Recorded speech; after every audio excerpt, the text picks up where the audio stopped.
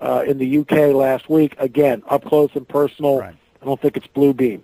Could they show holographic images? Of course they can show holographic images. Mm-hmm. The 2 photographs taken of UFOs over Mount Rainier by an amateur photograph, and on and on and on. The UFO I saw when I was 12 years old with 3 other boys at Boy Scout camp are taking a shortcut and coming up in a ravine. This is certainly not Project Bluebeam. So why there's certain amounts of that may be true, and they may have some technology to wow the masses. I think what we're looking at, in my opinion, is the coming Great Deception and the Luciferian Endgame, the subtitle of the book. Well, I guess because what your suggestion is, these crafts could have just reached out and zapped you one, so that wouldn't be an image, would it? No. So do you feel that obviously you're talking about a great deception? It wouldn't be a deception unless people were deceived, and my understanding of it is the vast majority of the people on the planet will be deceived. What would you suggest to any of the listeners or viewers to tell them how they can prevent from being deceived? The only way a person cannot be deceived is, first of all, to have some sort of a personal relationship that was around in the 1st century and that was freely given to the early disciples of Yeshua. I mean, that's where all this comes from. And let's strip everything down. Let's just strip it down to basics. Here's this guy, according to the mythos, and it is mythos because I can't go back in time and prove it. Okay, but so according to the mythos of this religion in the 1st century, or this experience, not even the word religion. And remember, strip it down. No cathedrals, no pope, no pastors, no church, no anything. No stained glass windows, no televangelists, nothing. It's all gone. Just wipe it out of your mind and start with this one gentleman running around, and you're a leper. Okay, here's the scenario. You're a leper. So you're living with 9 or 10 other lepers because that's the only people you can have any type of contact with. And you also know that it's definitely a death sentence. Leprosy in the ancient world was a death sentence, plain and simple. You watched your flesh rot in front of your eyes, and eventually you died, okay? So you come on this guy. You've heard about this gentleman running around Galilee. Supposedly he has the power to heal, supposedly. And you come up to him, and he heals you of leprosy. And you sit there and you look at your fingers grow and your flesh becomes normal, and you sit there and you just can't even believe it. That's a good thing. You can't argue with that. Can't argue with me on that one. Sorry. That's a good thing. Let's go to another part of the mythos. Okay. You're in a boat. There's a big storm happening. The boat's going to sink. The same gentleman from, it happens to be on board with you, and with one word, he stops the wind and the waves. If it's true, if the mythos is true, it's flipping amazing. Yeah. And you got to admit that. I like him. I like him. Whoever this guy is, I like him. You like him, you want to hang with him. Yeah. Let's go one step further. He's been talking all day. There's a crowd of about 5,000 men. Yeah. And there's with the women and children, there's about 15,000 of them. They're all sitting in there. It's been hot. They're out kind of, not around the city. They're all hungry. And some of these guys go, hey, can we feed these people? And he's, what do we have?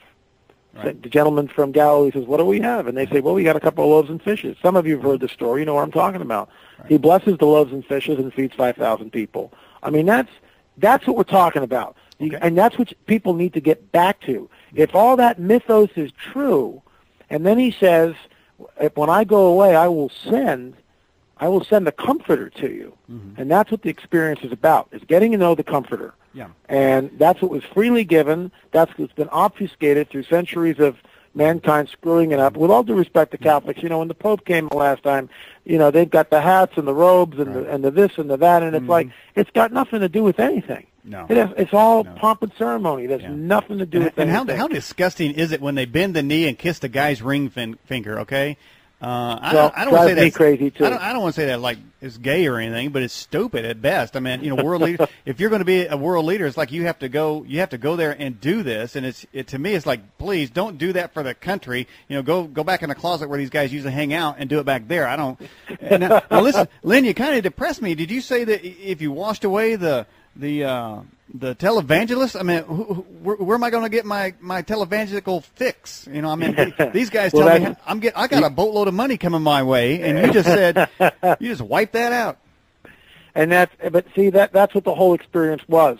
It was about this one-on-one experience with the Comforter. It was free, and you just asked for it. And all that's been obfuscated over the millennia to the point where it's still there, and I have that experience, and I walk in that experience pretty much all the time, All right. and I know other people who do too. But it's, again, it's been so twisted and so wacko. So getting back on point, if you know that that's what it is, then you won't be deceived. When the Luciferian, and I call it very deliberately, Luciferian endgame shows up, it'll probably, in my opinion, happen again right after this Ezekiel 38-39 war in the Middle East. This is all written in my book, by the way, Politics, Prophecy, and the Supernatural.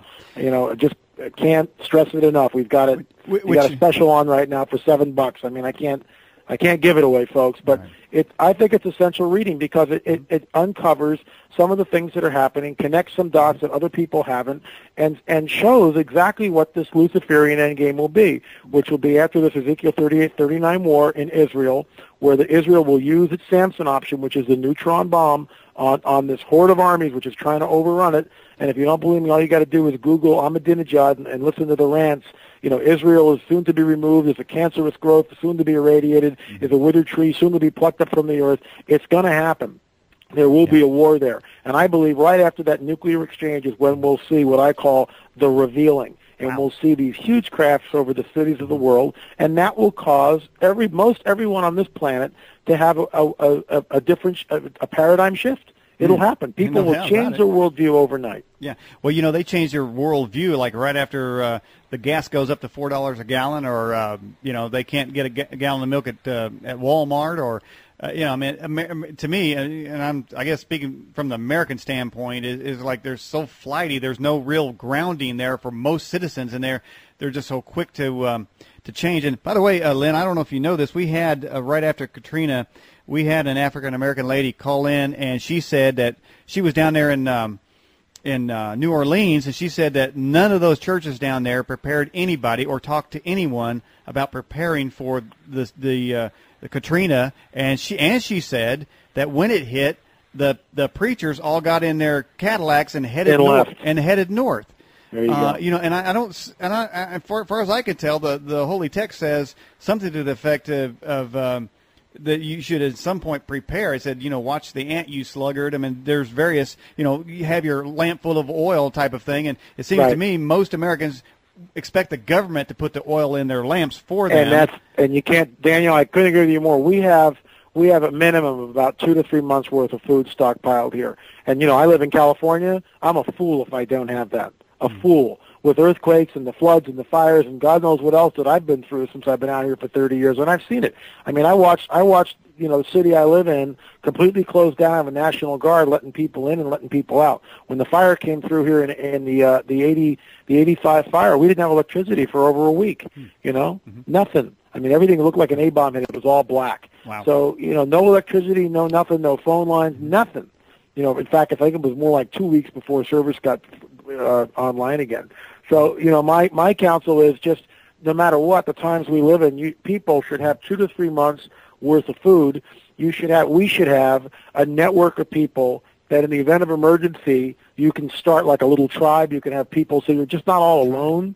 You know what I mean? You got people, neighbors and stuff that you can go to and we're going to help each other and protect each other. And I think the microcosm of that is Katrina. It was a total disaster. The federal government did nothing. The state government did nothing, and it turned into total anarchy. And that's what will happen, to the next. Listen, this whole thing with the chips and everything, all it's going to take, and I write about this in Politics, Prophecy, and the Supernatural, all it's going to take is a couple of dirty bombs to go off in this country, and you watch the people lining up and getting that chip in the hand. You watch how fast they'll do it, because it'll all be national security. And that's why, in my opinion, we're looking at a Luciferian dialectic. Conflict, counter-conflict, synthesis. The conflict will be 2 to 10 dirty nukes being loose in this country. The counter-conflict will be, oh my gosh, we got to round up these people, we got to do this, and martial law, and the synthesis is everybody gets chipped because, we need